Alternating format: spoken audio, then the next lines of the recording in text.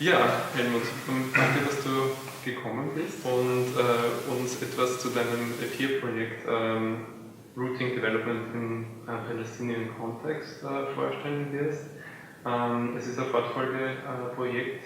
Das Projekt lief schon einige Jahre und jetzt im Jänner 2016 gab es die Verlängerung. Ich würde dich einfach bitten, kurz zu beschreiben, um was es geht in dem Projekt und was so die Kernziele sind. Ja, also vorneweg vielen herzlichen Dank für die Einladung. Toll, dass wir das Interview machen können. Zum Projekt selbst, ja, es ist ein Nachfolgeprojekt, gleichzeitig relativ stark verändert im Verhältnis zum ersten Projekt, eingereicht wiederum bei PEER. PEER ist the Austrian Partnership Program for Higher Education and Research for Development, eine Schiene, die letztendlich von der ADA finanziert wird. Unser Projekt, wie du gesagt hast, Rooting Development in the Palestinian Context, besteht aus 4 verschiedenen Komponenten. Grundsätzlich vielleicht vorneweg, die PEER-Programmschiene definiert sich als eine Möglichkeit der Hochschulkooperation zwischen österreichischen Universitäten und Universitäten bzw. institutionellen NGOs etc. in Ländern der Österreichischen Entwicklungszusammenarbeit, wie das so schön genannt wird. 4 Komponenten innerhalb unseres Projekts. Einerseits die Frage von Development, Entwicklung, das heißt angesichts der Erfahrungen der letzten 20 Jahre mit sogenannter Entwicklung im palästinensischen Kontext die Notwendigkeit, so unsere Einschätzung, die Notwendigkeit, eine alternative Development, ein alternatives Konzept von Development zu entwickeln. Das zweite ist ein Weiterbildungs- und Ausbildungsprogramm für Feldforscherinnen, sowohl in Jordanien als auch im Libanon, teilweise auch in der Westbank bzw. im Gazastreifen. Ein dritter Teil, eine dritte Komponente ist ein Weiterbildungsprogramm für ME-Graduates, sowohl in der Westbank als auch im Gazastreifen, bezogen sehr stark auf eine empirische Komponente, das heißt, was heißt Entwicklung, wie kann Entwicklung geforscht werden aus einer empirischen Perspektive. Und das letzte ist eine Art von Netzwerk von einerseits PhD-Studierenden eines Forschungsclusters hier an der Uni Wien, das heißt angedockt am Institut für Internationale Entwicklung, mit den entsprechenden Feldforscherinnen bzw. Kolleginnen aus den unterschiedlichen anderen Projektkomponenten. Das Spannende am Projekt generell und damit auch gleich zur Zielsetzung besteht darin, dass wir erstens verschiedene palästinensische Communities integrieren.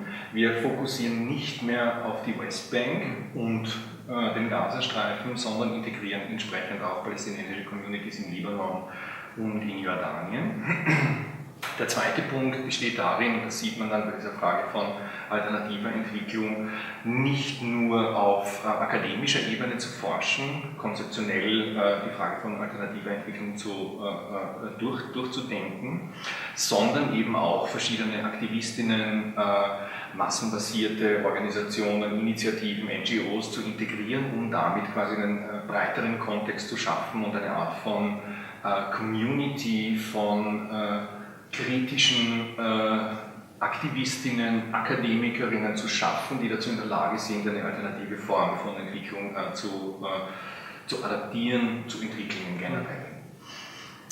Das sind, denke ich mir, wesentliche Komponenten als Zielsetzung. Eine weitere, und das sieht man dann an der Komponente im Zusammenhang mit den Field Workers, wie wir sie nennen, Feldforscherinnen, ist, dass wir es schaffen wollen, mindestens 50 Feldforscherinnen in empirischen Methoden auszubilden, auf das sie dann entsprechende weitere Forschungen selbst machen können, diese ihre eigenen Ideen in ihren Communities selbst wieder zurücktragen. Und natürlich die Kommunikationsfunktion dieser vierten Komponente ist eine, die den permanenten Austausch, die Form transkultureller, wenn ich so nenne, Kommunikation ermöglicht. Wenn du von alternativen Entwicklungsvorstellungen sprichst, geht es dann in dem Projekt darum, sich anzuhören, was für Entwicklungsvorstellungen sind bereits da und dann, also das als zum Ausgangspunkt zu nehmen, oder wie geht ihr das an, wenn du sagst, ihr möchtet alternative Vorstellungen von Entwicklung auch generieren im Projekt? Wir beginnen, und das ist auch das Wesentliche an den historischen Erfahrungen, die wir bereits gemacht haben im ersten Projekt. Wir beginnen mit einer grundlegenden, manche würden sagen radikalen Kritik an Entwicklungskonzepten im palästinensischen Kontext. Beginnend mit der Oslo-Periode seit Anfang der 90er Jahre. Ausgehend von einer derartigen Kritik, die wir definieren als eine grundlegende Kritik an neoliberalen entwicklungspolitischen Ansätzen, die in den besetzten palästinensischen Gebieten wirken, wollen wir ein alternatives Entwicklungskonzept aufbauen. Das heißt, wir beginnen quasi nicht bei Null, sondern ausgehend von eben entsprechend dieser grundlegenden Kritik an vorwiegend westlich aufgestellten und in den palästinensischen Kontext übersetzten Entwicklungskonzepten. Und wie lässt sich das dann verbinden mit dem, was ihr in dem Projekt als Community-Based Knowledge begreift? Also wie passiert diese Schnittstelle zwischen den theoretischen Überlegungen der Entwicklungskritik und Neoliberalismus und den Erfahrungen von den Menschen, die dann dabei sind? Ja, das ist eine spannende Herausforderung, weil natürlich auch im palästinensischen Kontext eine systematische Trennung quasi zwischen akademischem Feld einerseits, aktivistischen und zivilgesellschaftlichen Feldern andererseits existiert.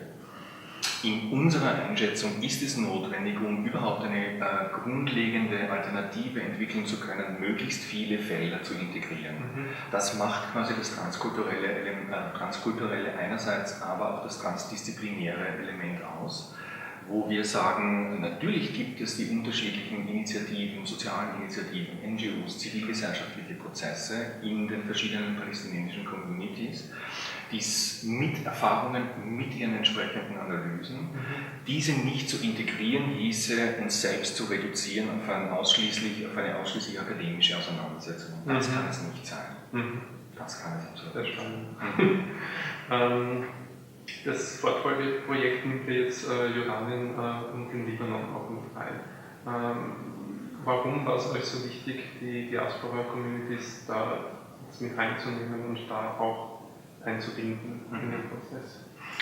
Das basiert auch letztendlich auf der grundlegenden politischen Einschätzung, dass der Osloer Prozess der 90er Jahre zu einer systematischen Fragmentierung und Trennung der verschiedenen palästinensischen Communities geführt hat. Das ist ein letztendlich auch politisches Element gewesen, überhaupt Oslo in dieser Form einsetzen zu können und über lokale palästinensische Eliten etablieren zu können, in der Westbank und im Gazastreifen. Diese Trennung widerspricht natürlich auch den historischen Entwicklungslinien einer palästinensischen Gesellschaftsformation des 20. Jahrhunderts und vor allem nach 1948 mit der Flucht bzw. Vertreibung von 700.000 bis 750.000 Palästinenserinnen aus dem historischen Palästina. Daher erscheint es uns notwendig, die reduzierte und fokussierte Form auf die Westbank und den Gazastreifen aufzubrechen und die verschiedenen gesellschaftlichen Teile, palästinensischen gesellschaftlichen Teile in ihrer Ungleichzeitigkeit auf jeden Fall zu integrieren. Um damit auch klar zu artikulieren, es geht uns nicht nur um die Westbank und den Gazastreifen, beziehungsweise Westbank, Ostjerusalem und den Gazastreifen, sondern es geht uns um diese mehrfach fragmentierte palästinensische Gesellschaft als Gesamtes. Und was sind die ersten Erfahrungen des Austausches in Jordanien? Du warst erst vor kurzem in Jordanien. Kannst du uns mit deinen Erfahrungen schicken? Ja, also ich war gemeinsam mit einer Kollegin, die auch im Rahmen des ROOTDEVPAL-Projekts arbeitet, Claudia Rottenschlager, im Libanon und in Jordanien im Juli. Vielleicht vorneweg unsere Projektpartnerinnen, also das heißt einerseits das Center for Development Studies an der Birzeit Uni in der Westbank, Und die Kolleginnen dort haben natürlich die verschiedenen Kontakte, Beziehungen zu Partnerinnen in Jordanien, also palästinensischen Partnerinnen in Jordanien und im Libanon. Basierend darauf haben wir quasi auch entsprechend einzelne NGOs und NGO-Netzwerke in unser Projekt integriert, aus dem Libanon und aus Jordanien. Die Erfahrungen selbst sind vielschichtig. Die Reise war enorm herausfordernd angesichts der Situation, generell in politischen als auch sozialen Situationen, sowohl im Libanon als auch in Jordanien, stark beeinflusst von dem Krieg in Syrien, selbstverständlich, und der Fluchtbewegung aus Syrien selbst. Was mich noch interessieren würde, wäre, wie ihr mit dem Spannungsfeld umgeht, was entsteht, wenn man von der österreichischen Entwicklungszusammenarbeit gefördert wird, gleichzeitig aber auch sehr, sehr klare politische Wissensarbeit macht, gerade in einem so umkämpften Feld wie Palästina.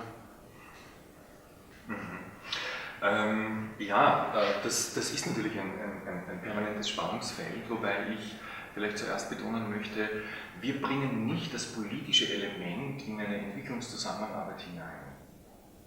Denn das Politische in der EZA ist bereits in der EZA.